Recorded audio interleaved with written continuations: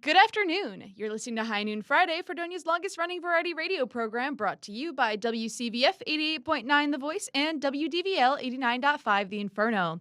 I'm Izzy Noel. And I'm Knox Blair. Today's episode is available streaming worldwide at FredoniaRadio.com. Coming up, we'll bring you the latest in news, sports, and weather.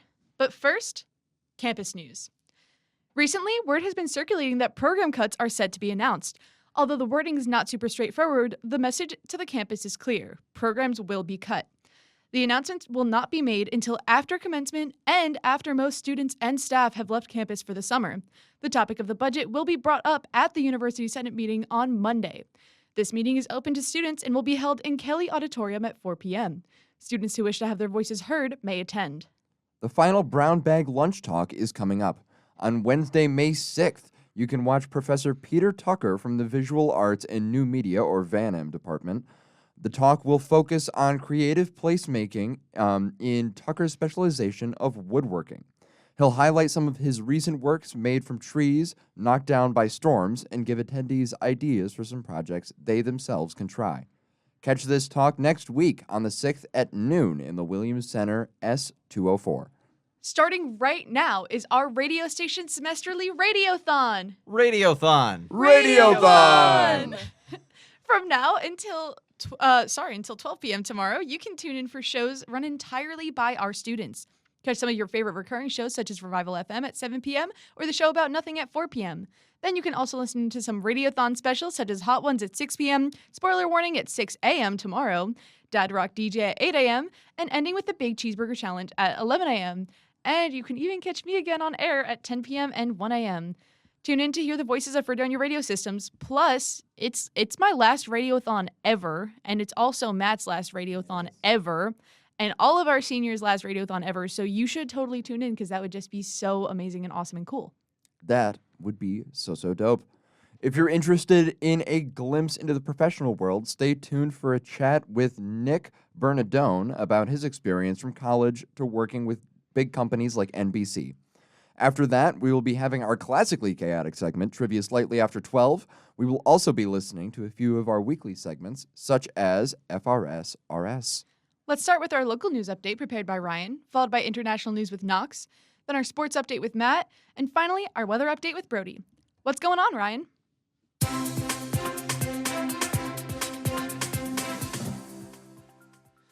Thank you, Izzy. Here are your updates from around Chautauqua County.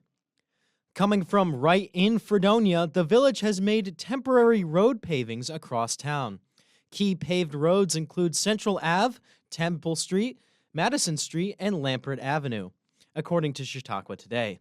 The temporary pavement comes in as the town waits for New York State to fund their entire paving project in town. While there is no set date for when the village will be granted this funding, the town has thanked residents for their patience while also posting pictures of the newly paved roads on their Facebook page. In other news, firefighters fought a house fire in the town of Sheridan on Wednesday night. Firefighters responded to the fire at about 10:15 p.m. and spent nearly 3 hours fighting the fire. Reports indicate that the house at the time was unoccupied, and the cause of the fire is unknown at this time. Teams from Sheridan, East Dunkirk, Forestville, and Bay Creek responded to the fire, according to Chautauqua Today. The fire investigation team from the county will investigate the cause of the fire and any further information regarding the incident. That's all I have for local news. Now let's hand it to international news with Knox.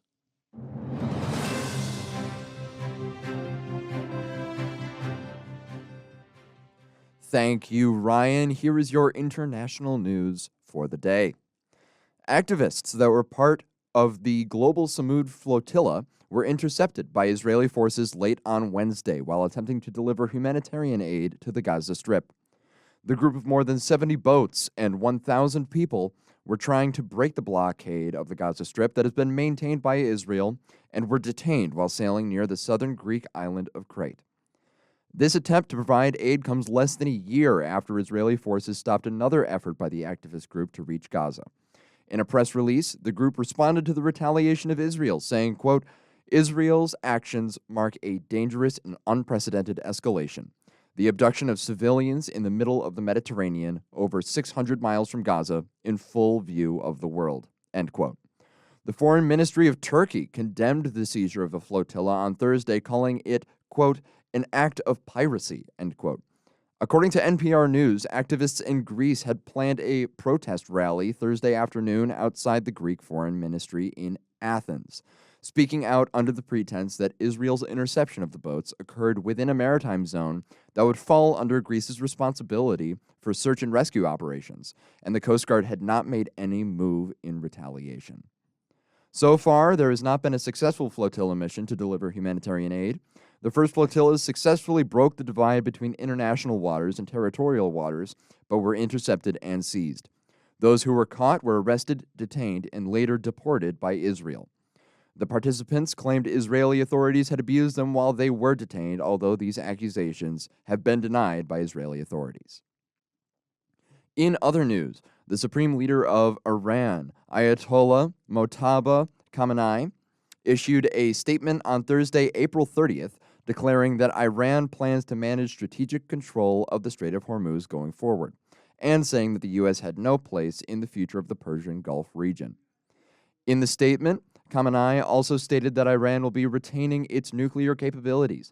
These declarations are directly at odds with the United States, which has tried to halt the nuclear capabilities of Iran and has insisted that Iran cannot restrict the Strait of Hormuz to only certain vessels. Khamenei responded to the efforts of the U.S., saying, quote, by the will and power of God, the bright future of the Persian Gulf region will be a future without America, end quote. Going on to say, quote, foreigners who come from thousands of kilometers away, acting maliciously out of greed, have no place here except at the bottom of its waters, end quote. Iran sent its proposed plans in a proposal over the weekend, which has since been dismissed by the Trump administration. Negotiations to end the war in Iran have reached a standstill.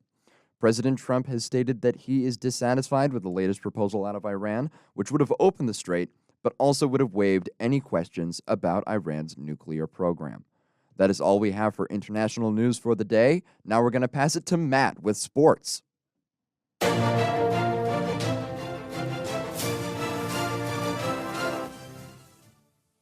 Thanks, Knox. Fredonia's outdoor track and field teams will compete against the best of the SUNYAC this weekend as the conference championships begin today in Cortland. The Blue Devils will have several individual athletes near the top of the scoreboard, and they'll look to build off success at last week's Blue Devil Invitational.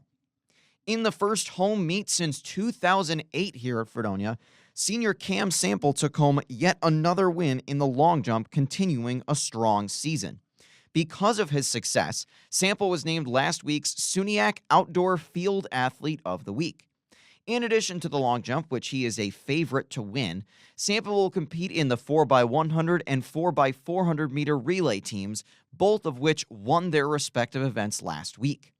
The women's events will be headlined by senior Cara Pelleccia, who is looking to cap off the most successful pole vault tenure in school history at her final SUNYAC championships. The women's team has had strong showings from freshmen this season, including jumper Yvonne Littlelow, who is expected to be at or near the top of the leaderboard in the triple jump. This year's championships, again hosted by Cortland, will begin today and run through tomorrow.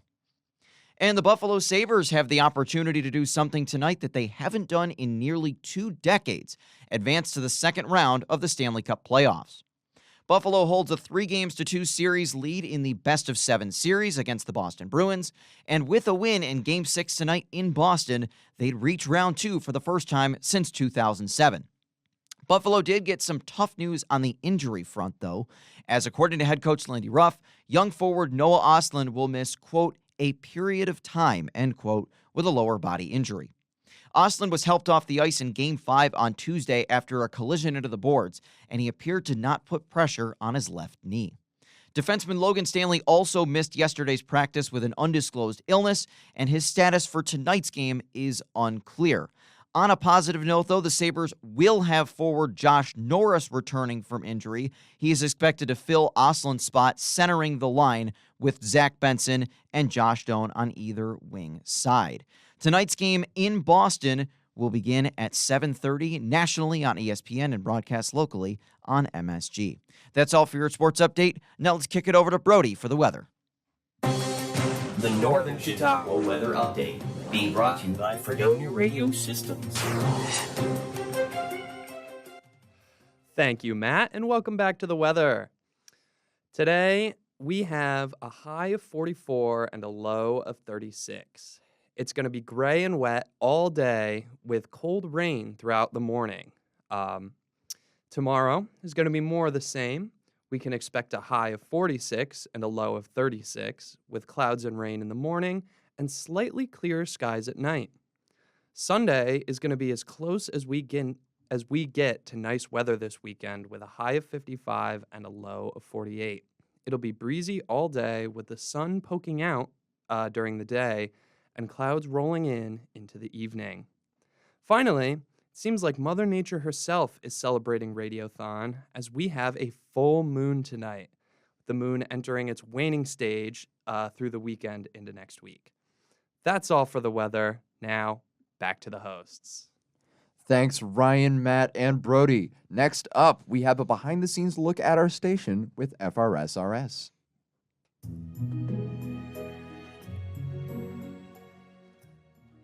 Hey guys. Okay, you might have all thought you were safe from this topic, but you're not. Because guess what we did last week?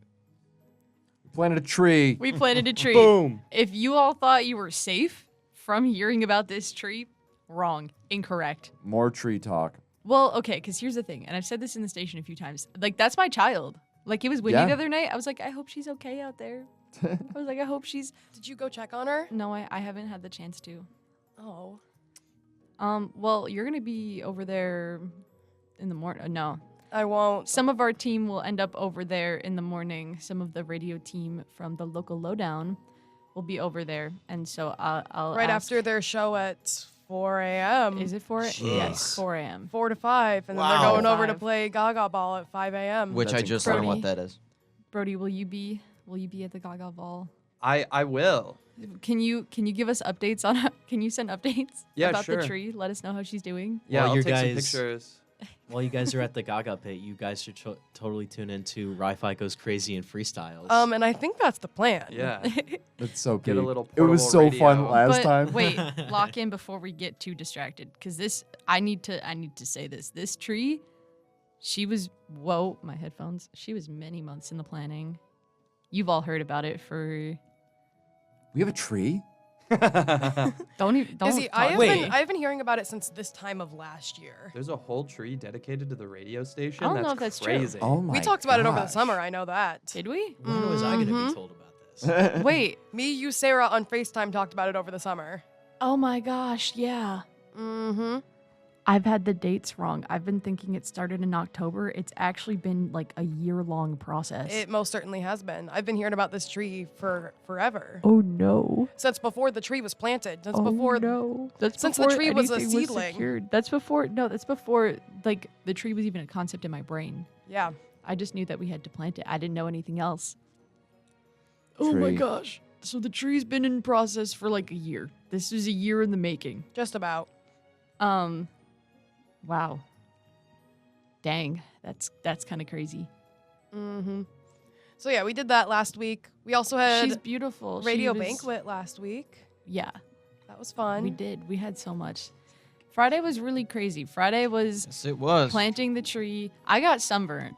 I plant one tree and the sun is like, how dare you? How dare you? And so what happened was we then had banquet, and I didn't realize until banquet that I was sunburnt. But I think everyone here was at banquet, right? Right? Yeah. Yeah. Yes. How do we like banquet? It was It was peak. awesome. It was a lot of fun. Fantastic. Yeah, it was really cute.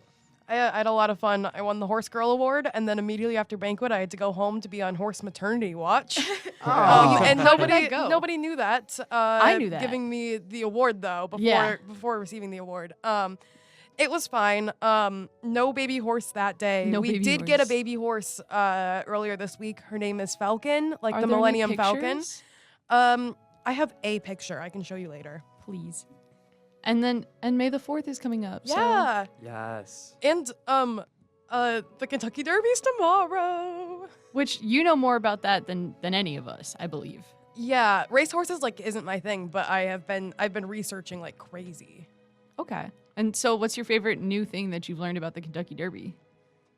The The look Tatum just gave me, like every fact. Putting her on the spot. So I just recently learned that they have like these giant horses there, right?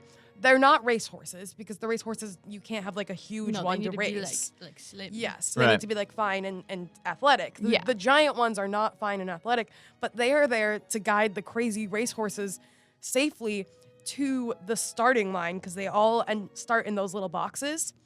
And having like a safety blanket horse there to be like, nah, bro, like it's fine. Like you don't need to worry about getting into this scary looking box. So they have like little leader friends horses That's who, so who cute. lead them to Wait, that's so cute. the box to start. See, the one time that I rode a horse, it was so tall. I was like the size of one of its, like the height of one of its legs. And it was the scariest thing ever. And because it was tall, the instructor, because we were just going on like a little trail back on Long Island, and the instructor looked at me and goes, okay, so if she kind of stops and starts rocking, she found a tree to scratch her belly on, you just need to like pull her a little bit forwards. And I was like, what? And then like it was a Girl Scout trip, and they were like, okay, now you just gotta kick them and they'll start trotting. And none of us wanted to kick the horses because that felt so mean. She was like, do you know how much bigger they are than you? Just kick them. It'll feel like Yeah. a little flick. And I was like, I don't want to kick the horse. I had a student one time who was so worried about like making the horse go fast because she was like, I mean, I would hate it if I was just hanging out in my room and then somebody came in there and just started yelling at me to run. And I'm like, Yeah. it's like a completely different thing, dude. Like I promise, like you're not hurting his feelings. Like he's just like getting out a little bit, like getting to stretch his legs. Like you're not hurting him, I promise. And she's like, I can't do it. It makes me so sad. You know what? And I resonate with that child. We have the same brain. But And boom. talking about what's actually happening Yeah, boom. hey, sorry. today, right after this, hold on. I'm gonna rapid fire the whole Radiothon schedule actually because I can. Boom. Because I can. Boom. Do it. Boom. So, starting with right after this, we have Go Off with Megan. This is obviously going in time order, so I'm not saying all the times. Go Off with Megan, WCB Classics with London, New Music Friday with Molly and Andrea, The Show About Nothing with Lola, Hot Ones with Abby and Guest, Chosen Trivial Pursuit with Megan, Ryan, and Michael, Revival FM with Brian and Swan, Wi-Fi's Yearning with Ryan, Mafia with Palmer and Billy, Izzy and Meg Sunny's set with me and Meg, DJ Boss Moves Power Hour with Seth. Then we've got Lover Call with The quarterback, the musician, and I almost said Radio Rebel. That was last year. Quarterback, musician, and Bumblebee. which they're totally not doxed on the Instagram. No, they're not. No. Then we've got My Hyperfixation Hour. Then we've got Milk Treading with Palmer. Then we've got Livy Bops with Olivia. Then we got Local Lowdown with the Local Lowdown team. Then we got Wi-Fi Goes Crazy and Freestyles with Ryan. Then we got Spoiler Warning with Bella and Reese. Then we got Andrea Hour with Andrea. Then Dad Rock DJ with Matt. Yeah. Then Yet to Be Named with Lola and Lola's mom. Then Preffelton with AJ, Robbie, and Brian. And then Preffelton. finally, that was so many words, the Big Cheeseburger Challenge with Matt. Brody, Yo. I hear that you are gonna be eating a big cheeseburger. I'm cheesing it. Yeah. I'm cheesing it. I'm so You're excited. braver than me. I've Who wanted to cheesing? do cheeseburger since like freshman year, like since I found out about the radio Like, station on and the burger? that Bees burger burger? existed, and like No, cheese. I wasn't super involved in the radio, The and so I cheeseburger? like didn't. You're and then, kicking off high noon and you're shutting it down. Yeah, But it's- exactly. I'm like so excited. It's like full circle. It's slightly unfortunate because the original Big Cheeseburger does not exist anymore. It does not. Mm-hmm. So Big Cheeseburger used to be from Taco, if you remember Taco, Yeah. and they would provide us with the big cheeseburgers, but it was 4 layers of meat, like 4 patties, 4 layers of bacon, right? Oh, Wow. That was the big cheeseburger, and then you could pick whatever else was on there. So it used to be a lot of burger. And they were Wow. like really like we would call them like the night before so they would know how many big cheeseburgers they needed to make us, and they would make it for us like before they opened. We were tight with them over We at really the Big were. Cheeseburger. We were. That's big. But now they're there's supplements for the big cheeseburger. I always said I would do it my senior year, and the concept of eating that much burger in short period of time makes my stomach hurt. Yeah, Yeah. So yeah, I won't be here, but I need pictures, Brody, from that. Will do. I will also not be here. I will be going to Big Blue Bash to get my free $15 food voucher and get food truck food Nice. for free. Dinosaur 99. barbecue. Boom. Dinosaur Bang, barbecue is next weekend. Oh, I thought Yo. that was No, this weekend. Okay, so this weekend is Big Blue Bash, which is there's gonna be food trucks on campus, and then each student can get a $15 voucher for any of the food trucks. It's Big.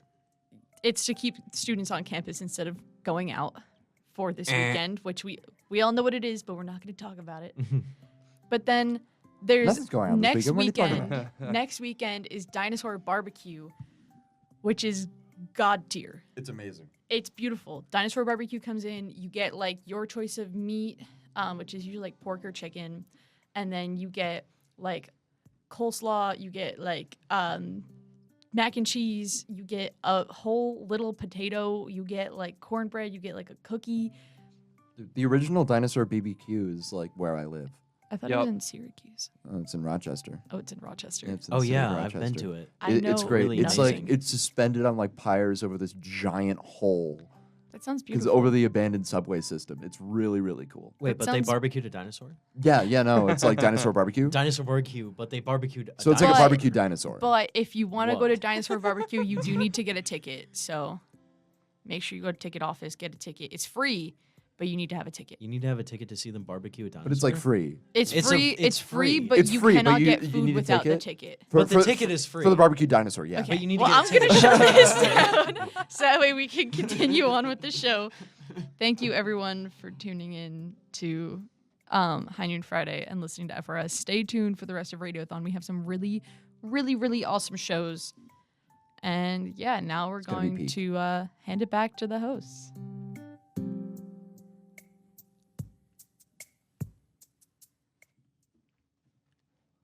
Thank you for that segment. Next up is a very special interview. Take it away, Izzy.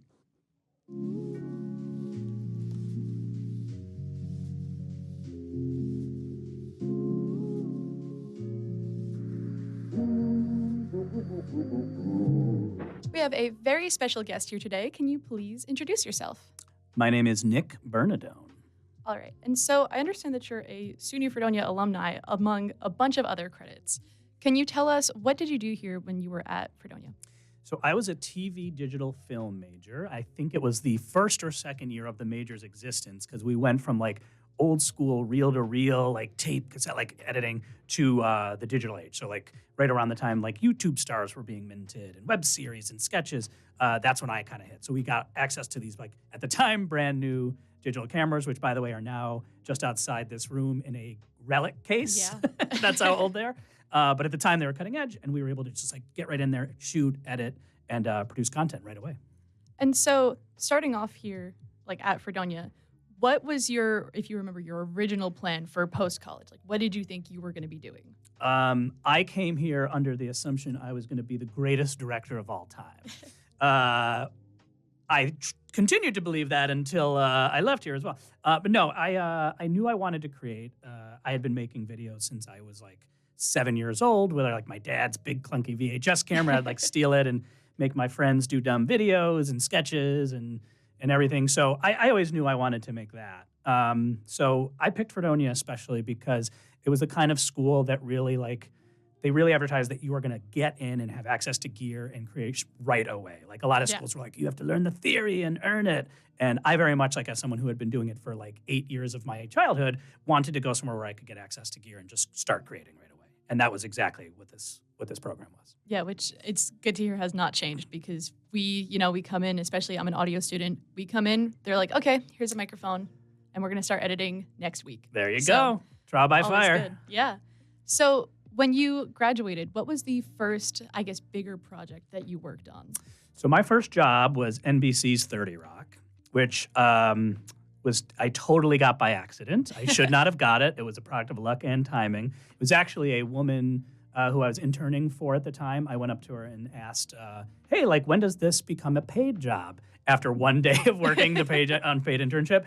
And she looked at me and was just like, ooh, I am going to teach you a lesson, young sir. So she told me to take my little garbage paper resume with like short films and car washes and Gap kids and like go take that and like advertise it to all these like hit shows in the studio and see how they react to you asking for money. And the first place I went, I hit the elevator, I went upstairs and went into the 30 Rock production office. And we had just come out of the writer's strike. It was chaos. There was like cartoon papers like floating all over the place as people ran back and forth. And I went up to the guy and just said, hey, MJ sent me downstairs and from downstairs and said I should come and ask you for a job. I can like start tomorrow. I'll do whatever. I'll work for money, work for free, whatever you need. I'm your guy.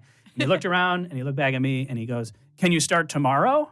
And that's because they were that desperate for a warm human body. Yeah. That I just happened to be in the right place at the right time. So I did get to go back and tell that lady that, hey, your advice worked. I got hired. But that was my first job, production office assistant on an already established hit NBC comedy. Which is funny because I feel like a lot of the time, like we go to conferences and they're like, yeah, I kind of got this job by accident.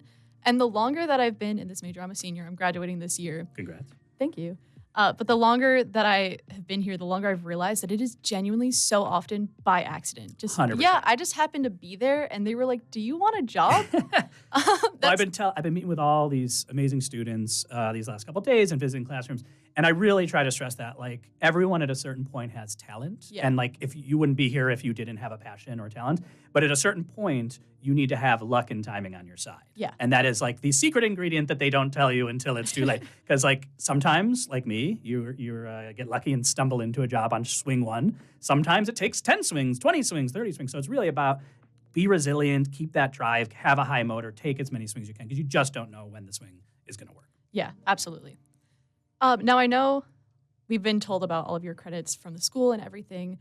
We know that you've worked on some really big names. What would you say was your favorite project that you've worked on so far?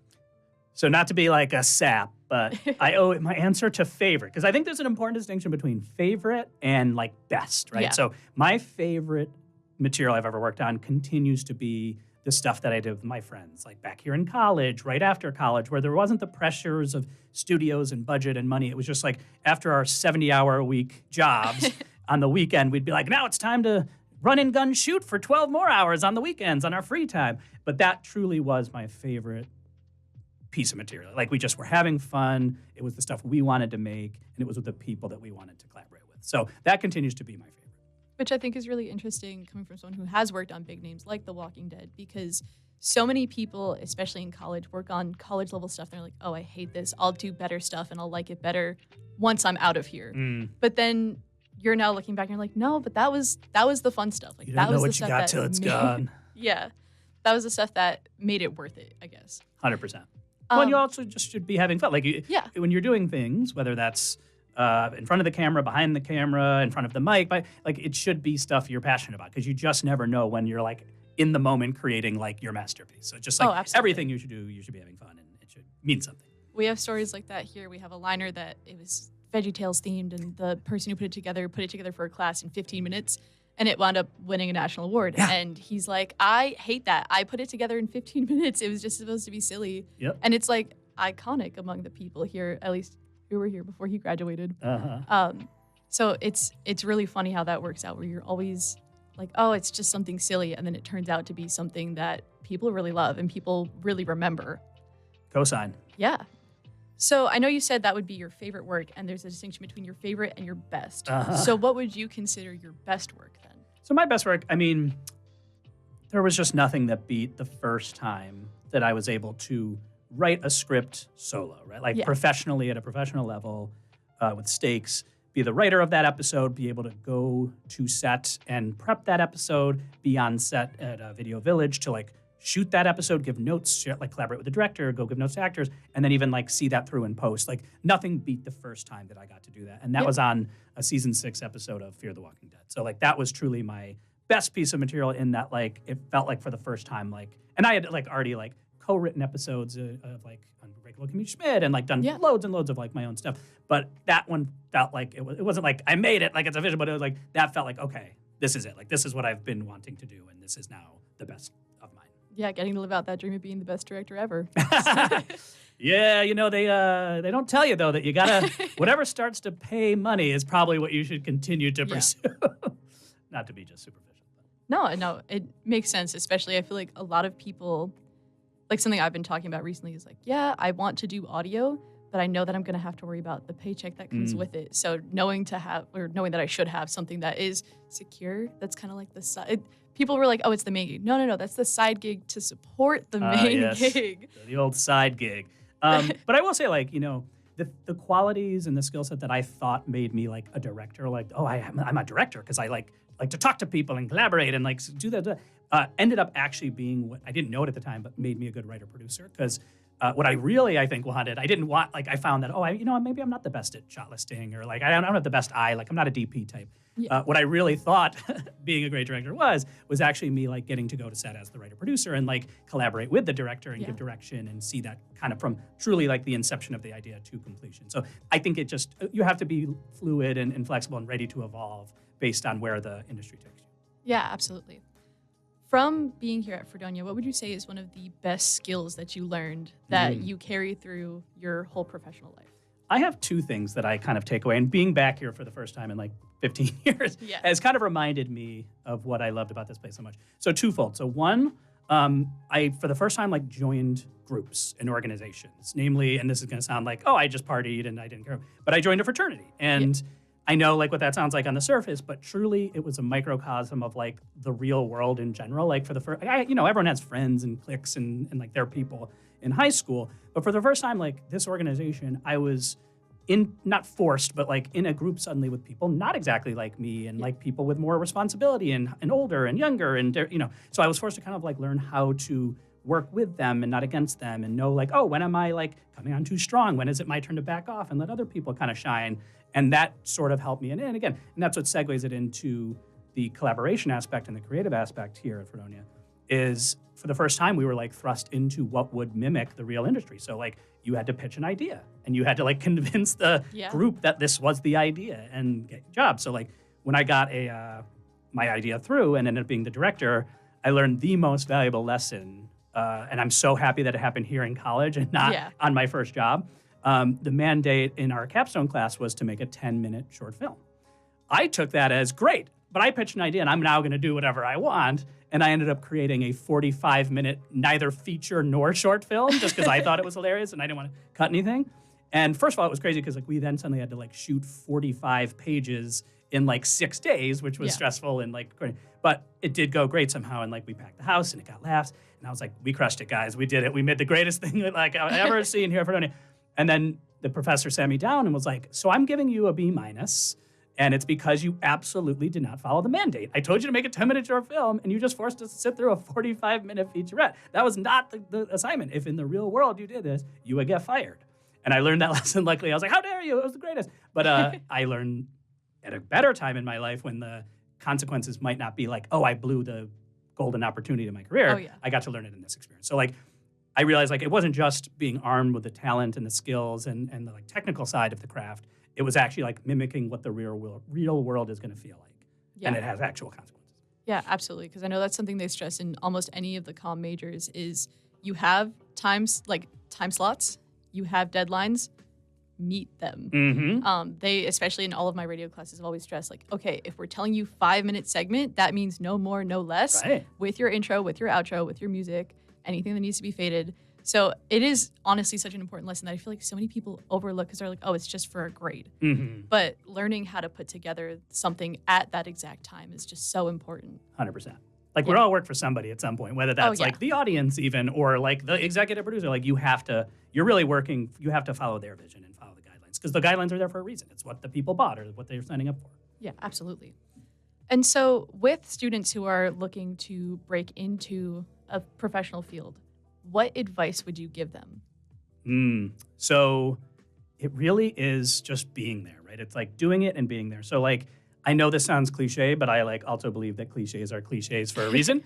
You kind of got to go where the action is, right? Like whether that's for you means New York or LA or whether you have a job that luckily can be done remotely, but it is important to kind of take enough shots. Like we talked about earlier, like my swing one hit to a certain extent, but like sometimes you do have to have a volume play. It has to be 20 shots. So you have to be where you need to be, but you also have to like put yourself out there, meet people, and take shots. And I think that is just another value. So many people get discouraged when like they have in their mind like exactly how this is supposed to go, and when it doesn't work out right away, they just say, oh well, I tried, and they run home. Like this business is really hard to crack. But like if you have the drive and you have the high motor, you will eventually break through. So like perseverance and dedication is essential. And I'll try to give a brief version of what should be a much more complicated take is, so I started in like the assistant level track, like the support staff. That, was low paying and not exact. I didn't want to be like answering phones and delivering lunches to people, but it dropped me in right in the center of like, I was working across the hall from every producer that came through, every director, all the writers. So I had access and suddenly like this very exclusive and hard to crack club. But on the side, I was also creating so that I had the material. So when the writer or producer or director finally showed interest, oh, you look like a good kid. What do you do? What do you want to be? What do you got? Can I read something? Can I watch something? You have the thing to show. So it's sort of existing in both worlds at the same time. You gotta keep creating as well as the job that hopefully opens doors and has access. Yeah, which with Fredonia, it's lucky because we have professors who emphasize stuff. You want to have things, Mike Igo always, you want to have stuff when you graduate. You want to have things. One of our audio professors used to always emphasize, join campus medias, you'll have so much. You'll have a whole reel by the time you graduate, which, I wouldn't have my whole portfolio without it. Yep. So it's definitely, I feel like a lot of students overlook, especially clubs and stuff, where they will make the things that go on their resume. So I feel like that reminder is just so important to keep creating. Or even once you're out, just to keep creating. So that way there's no like, okay, yeah, I was in college and I haven't gotten a job for the past 5 years. But here's stuff I made in college, because then so like, what can you do now? And that's the other thing. Like you guys are so lucky. Like you're here in this place. You're paying tuition, but you have access to all this gear and all these people and all these resources. Like now's the time to take advantage of that. Like create as much as you can here, because it gets a lot harder once you're out in the real world. And it's like, well, how do I hire a DP for $5,000 and shoot my thing? Like it's all here. It's all here to collaborate on. Yeah, and especially like with the radio station, we're like, yeah, you want to show? Here, let's figure out a time. When do you want to be on air? What do you want to talk about? You got a show, and you got a show. Basically, and it's also just such a big learning experience, especially if you're looking to be behind a microphone for your career. Like, I don't know anyone who's come in here and been able to just do it and been like, yeah, I know what I'm doing. I know how to talk behind a microphone. I'm a professional. Like, no one comes in just like, yes, I know everything that I'm doing. Everyone has like this learning curve to watch here, and it's really nice sometimes to watch like the people that came into the station the same time as me. Like all of us kind of like grew throughout, and we were learning everything together. So I definitely think that's, like you said, a big benefit of Fredonia is you just get hands-on experience right away. Even if you're a freshman, you can just walk in and be like, yeah, I want to learn how to edit this audio. I want to learn how to shoot this video. You get that experience right away. You do. And I have to say, like, so many folks that I met here, including 2 that I brought along for the panel we're doing here and have been doing classroom visits, I continued to collaborate with them after college. Like, so many of us moved to New York because it's the logical kind of close in proximity city. And we started creating together. Like, that's who ended up coming to the table with the gear and the resources to shoot the thing that ended up getting me hired to write on a professional level. So you just have to lean on your network, and your network starts here in college. Like, these are your collaborators. These are your peers. Use each other as bounds and to open doors and build your network. And so, because I know you mentioned a lot, or not a lot, but you mentioned that a lot of jobs are remote now. Yeah, that's a tricky one because, like, for me, and again, like, there are certain fields, like I'm sure radio, for example, or like digital media, like plenty of those will just be remote. It'll be like, wherever you are, I don't care. If you got the gear, like, great. But so many of entry-level jobs are just in hubs. So it's just really tricky. Like, for me, and right now at my level, I've been able to, for the last couple of years, work remotely for the most part. Every meeting, every pitch, sometimes jobs and rooms, like, are all on Zoom. So that's worked out for me. But had I been starting out, I still think my advice would be like, go to the big city and start to meet people and start to create and be where the action is. So it really is dependent on like what you want to do and what kind of access you have in logistics. Yeah, I think that's all the questions I had for you. Is there anything that you wanted to talk about that I didn't hit? Let's talk about the Middle East. No, I think I think we hit it. I think we hit it. Thanks for having me, and it's been so great to be back. Like, it's so familiar, the campus, in so many ways, but it's also so different. Like, for example, like, it's as simple as like McEwen, like what used to connect the Williams Center to there used to be like a bridge, like an overpass. And yesterday it was pouring rain. And I was like, if only I had that bridge, I wouldn't be getting rained on right now. yeah. So it's like, yeah, it looks different, but it's so familiar, and it's just like been a surge of nostalgia. It's been so fun to be back. And like, there's this like gorgeous new building you guys got. You guys are lucky. Like, it feels like you have so many more cutting edge stuff and just a pretty campus. So happy to be here. It's been great. Yeah, well, thank you so much for taking the time to talk and, do this interview. Of course, really my pleasure. appreciate it.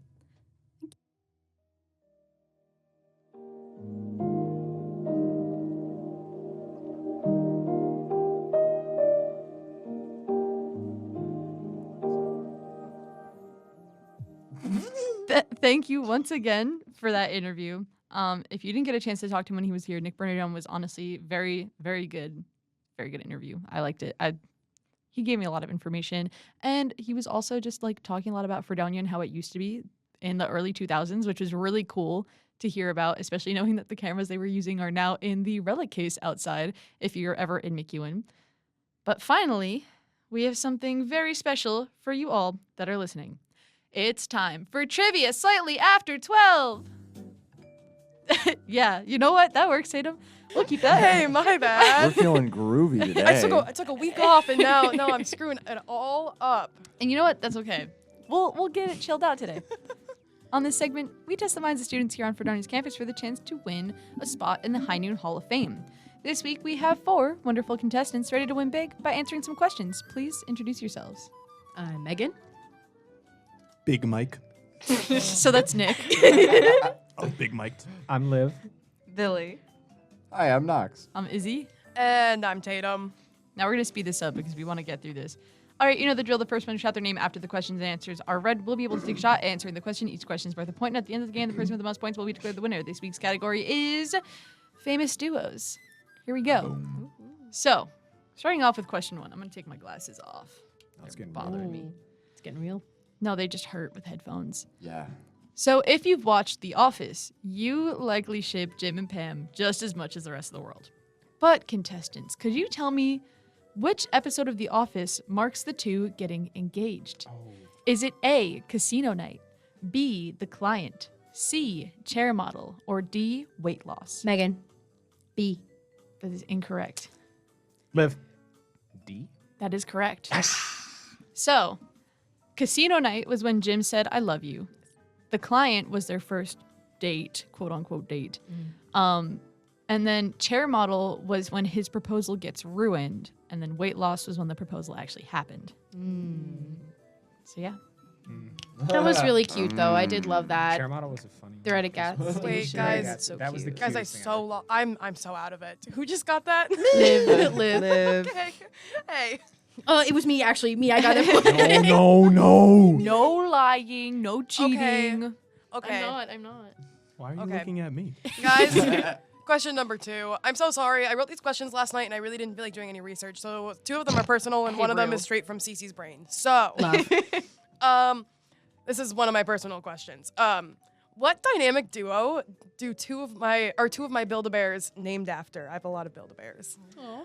Is it A, Cheech and Chong, B, SpongeBob and Patrick, C, Batman and Robin, or D, Chewbacca and Han Solo? Megan. You can go. Oh, no. That's a rock, paper, scissors. Oh. All right, so you know the drill. We're going to go 3, 2, 1, and then you're going to say rock, paper, or scissors. Do not do like rock, paper, or scissors with your hand. Ready? 3, 2, 1. Scissors. 3, 2, 1. Paper. Rock. That's you. Okay. B. That is incorrect. Nick. Megan. Another rock, paper, scissors. Is that actually? All right. 3, 2, 1. Scissors. 3, 2, 1. Paper. Scissors. Hey, I also Cheech and said- Chong. I also said You my name. also said your name. It's fine. but So that wait, was the answer I so was gonna give. No, so no. Let them have That it. was, Okay. yeah. Was that the correct answer? That was the correct answer. Big Okay. Mike. and I was gonna give Big you a Mike. chance to battle it out too. It's okay. No, Okay. I'm honorable. I already have My- a point. I wasn't going to appreciate guess that, so thank God. Guys, my fun fact is that they're both frogs. They're both frog Build-A-Bears. That's actually so cute. Chong is a regular frog with overalls, and Cheech is a mermaid frog with a flamingo pool floaty. That's Cute. so cute. That's so big. Mhm. And that takes us into question 3. So, if you grew up with PBS Kids, you might be familiar with the Krat brothers, popular for their appearance on shows like Zaboomafoo and The Wild Kratts. When did The Wild Kratts first air? Was it A, October 25th, 2012. B, October 12th, 2011. C, January 3rd, 2011. Or D, November 23rd, 2010. Billy? Liv. 3, 2, 1. Rock. Scissors. D. No. B. No. Megan. C. Yes. It was January 3rd 2012? of 2011. Oh my gosh.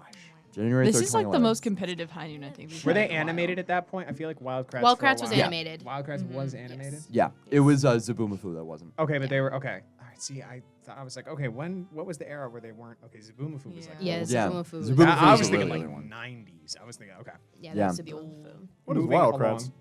Wild Kratts is like, it is kind of like Zabumafu. It was like, they would teach you about animals and stuff like was that, like wild terrific. They would have animals. these like super suits. Yeah. They Yeah. would turn them Yeah. into like, Fascinating. we gotta go check out Knox, this I need tree you. frog. I need you to please read your fun fact because it's making me giggle. Yeah, so for my fun fact, I used to watch Wild Kratts every morning with my Ovaltine when I was a kid. I With your miss what? Ovaltine. You don't know Ovaltine? I don't know Bring anything. back The only reason I know I've Ovaltine never heard is of this. from It's like it's from a A Christmas powder. Story. It's Yeah. so good. It's I like a used to. powder that would make negative your no Chill. Ovaltine I'm inquisitive. point. I'm inquisitive. I want to It learn. would make like chocolate milk Yeah. with like Okay. with Oh, like I used to have nutrients and stuff. Ovaltine at my Ovaltine, grandma's okay. house. Wait, Yeah. do we think that there's Ovaltine at Walmart? Does it- Absolutely. Can we Probably go not. get I think we need to Ovaltine? get some Ovaltine. I'm gonna Can we look get it some up right now. Guys, Can we get go some get Nesquik- Ovaltine? Nesquik At the Walmart moving app. these places? Can we get some Ovaltine? Okay. All right, Actually- guys. I all think right, we need to move on on. Yeah, forward. we do Moving need to forward. lock in. Which Milk Knox is mixed going to with take question Tang. four. Yes. Okay. So, we all know Woody and Jesse from the 5 Toy Story films. Yeah, we do. Yeah, these Well, there's What? gonna be now. What is their last name? Is it A, Lasso, B, McDonald, C, Pride, or D, they don't have one? Nick. Yeah. Hey. No. Megan. Billy. D. No. Billy? See? Yes. Yeah, it was Pride. Pride? Wow. Pride. Woody Pride. Pride? Jesse Pride? Yeah. So for the Oh, fun fact, Woody and Jesse's relationship has been confused for years, but after a recent Instagram post by Pixar, it is confirmed that they are siblings. That's right. I did. I did remember seeing that and go, oh. Isn't it Bo Peep and Woody? Yes, Bo Yeah, Peep Bo and Peep Woody and are Woody. together. That's a classic. Yeah. Whoa. Although Where does Okay. Lasso come from? There's Lasso somewhere. Like Ted Lasso or something. No, I don't Lasso. know. Isn't that the horse? Isn't that the horse's No. name? Yes. Bullseye. yes, Bullseye. yes. Bullseye. Bullseye. Oh, okay. Never mind. Don't listen to me. It was I'm the giving really myself a negative confident- point for that one. It was the really confident yeses around the booth, and then just no. no. Well, like, yeah, as soon as I. All right. My nephews they do So- love Ovaltine Toy at Story. Walmart. Let's take it to question 5. So Sherlock and Watson are an iconic duo, and they go Oh, way I'm there. back. But the question is, contestants, how far back do the Sherlock stories go? What was the first Sherlock and Watson story to ever be released? Do you know this without me saying it? I'll need to hear the names, but I think yes. You'll have to be fast enough to tap in then. Is it A, The Adventure of Silver Blaze, B, A Study in Scarlet, C, The Hound of Liv. Baker's... Study in Scarlet. Well, first one to read their name, to shout their name after the questions and answers are Okay, read. sorry, excuse me. Carry on. Wow. Sorry, I forgot that was C, The Hound of Bakersville, or D, Baskerville. Baskerville. Oh my Sorry, I gosh. can't read. Guys, I Wow. took my glasses off and Read I'm the last dyslexic. answer. Keep I'm going. like, live. We don't have time. The sign of 4. Live! I swear to Give that to God. Liv. You've got Give it. it to Billy. Liv. You've got it. Is it Billy. a Study in Scarlet? Yes. Okay, good. Okay. So, Oh my God. Back in my day, we would have played rock paper scissors for that. Back in my no. The day. one day that you got it, oh my god, there was a Over trivia you. where you got it over me and I freaked out. Your eyes give it. My It's the eyes, eyes, Chico. it The was eyes the never eyes. lie. So, All right. so fun fact. So, Silver Blaze came out in December 1892. Study in Scarlet, November 1887. Hound of Baskervilles. Baskerville. Baskerville. Guys, I can't read. Put your glasses back on. No, they hurt. Is August 1901, and then the sign of 4 is February 1890.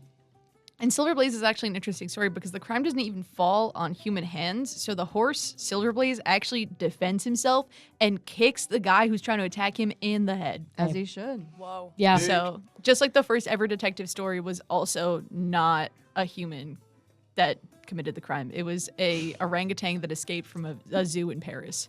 Good. Fun All right. fact. Question number 6. I got this one is the question done I got the crime? answer from Cece about. But yeah, of course I did because which of these Star Wars duos appears in every single Star Wars movie? Is it A, C-3PO and R2-D2, B, Han Solo and Chewbacca, C. Luke and Leia, or D. Anakin and Obi-Wan? Megan. A.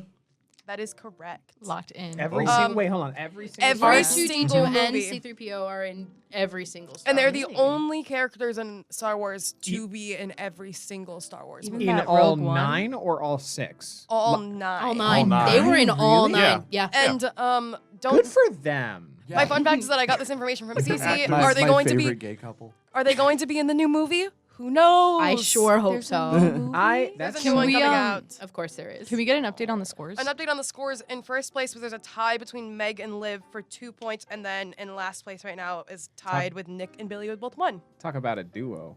All right. And then I we're actually, gonna- I do have to say the new Star Wars movie is going to have Samuel L. Jackson in it. And Boom. I mean that with the full weight of what it implies. I'm so hyped. All right. Moving on. so great. Yeah, we have to All right, speed yeah. run the Yeah. next Yeah. couple All of right, do it, questions. do it. We All right. got it. One of my favorite dynamic duos is Walter Becker and Donald Fagen, who are the frontmen of Steely Dan. What was their third studio album? This guy's got it. Is it A, Pretzel Logic, B, Katie Lied, C, The Royal Scam, or D, Asia? Liv. Yeah. I was going to say, I heard. do you I want to heard rock, Liv. paper, scissors? I No, heard I Liv. heard Liv. I was going to say Yeah. Asia?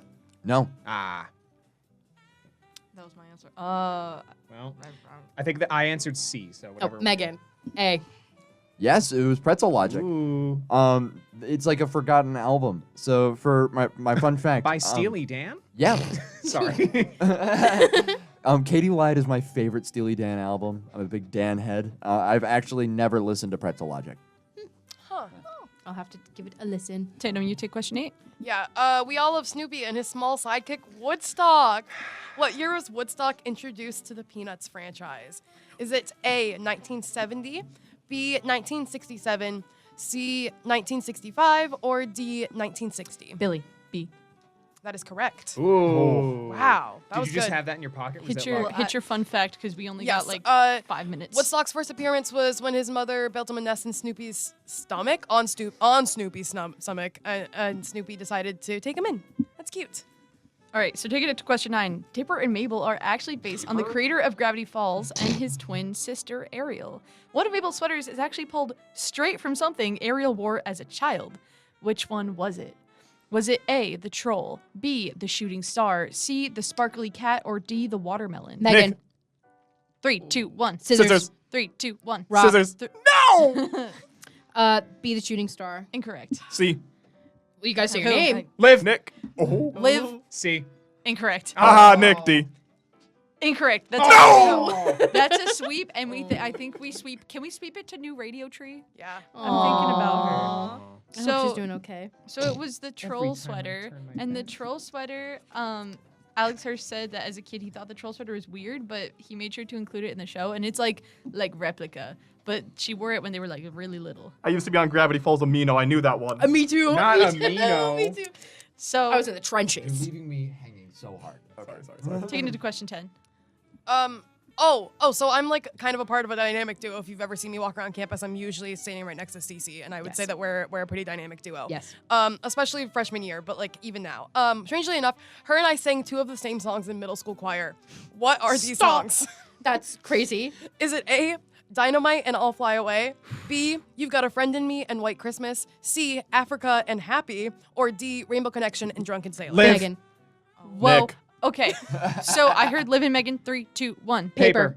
3, 2, 1. Rock. 3, 2, 1. Paper. Go. What was it? Was You Got a Friend in Me and White Christmas? That's incorrect. That seems like choir songs. Megan. C.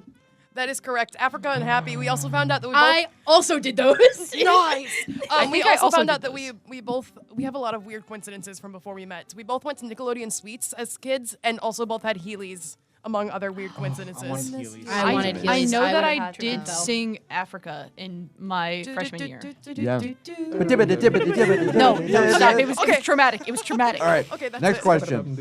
Coming at you with another nerdy music question. The band Simon and Garfunkel are an amazing duo. How many people attended their 1981 Central Park show? Is it A, 160,000, B, 400,000, C, 250,000, or D, 500,000? Nick. 3, 2, 1. Scissors. Please Duh. go scissors. 250,000. No. Duh. It's not that. No. Megan. Yeah. B. No. That's a sweep. what I said. That's a sweep. It was 500,000 people. Radio You Simon and Garfunkel? Yeah, the That show. mosh pit would have been crazy. It was one of their first reunions. Me moshing to Sound of Sadness. And it Silence. Silence. Sound of silence. Give me a negative point. Yeah. And it is one of the most attended concerts in history. That's so the one now that I think we say they goodbye talk to about an Knox. elf. No, my class is canceled, Oh my so gosh, I get we to have stay through the end. whole thing. Okay. I got the last question. Yes. Okay, one of the most famous couples in history is Morticia and Gomez. What is Gomez's famous pet name for his wife? Is it A, mi amor, B, mi vida, C, preciosa, or D, cara mia? Megan. I don't know. 3, Guess it. 2, 1. Scissor. What? I got tripped up, so I give it to Billy. Okay, D. that is correct. I was gonna say that too, so I got you. Fun fact, according to the 1960s TV show, Morticia and Gomez would have been married for 74 years this year. Okay, Tatum, you do the got it. scores. I'm gonna fix the script because Knox is here today, so Knox Yes. can actually sign off today. Oh, how beautiful. Did you say that Simon and Garfunkel It's your was in last- Wait. Central Park? They mention it in Elf, which is Yeah. how I knew about that concert. 500K in Central Park. 500K in Central Park. Have you I'm been not to surprised. Central Park? No. Also, guys, That's pretty big, Ovaltine actually. Ovaltine I can see that is this time. $7. We gotta Can get we go some get more. Ovaltine, please? Yes. I think if I had known that it was a Please. reunion show, I would have Please. hit that number way higher. Okay. That's Because that was like the first time I Okay, played in guys, 3 lock in. years. Okay, are we ready? Yes, we're Yes. ready. All right. In last place is me with a negative point for bad horse knowledge. And second to last place is Nick with only 1 point. Sit down. And then after that is Radio Tree with 2 points. If Radio And Tree- then baby. in first place is Meg with 4 points. Look at There was a tie between Liv and Billy for second with 3 points. I got a negative, I got a +1. Humble and noble for Liv for letting Nick take the question. -1 Tatum horse points. Also a +1 peanuts knowledge for Billy, and that's it. All right, so usually we'd yap a little bit, but I think now it's time that we hand it back to the To the host. hosts. Yep.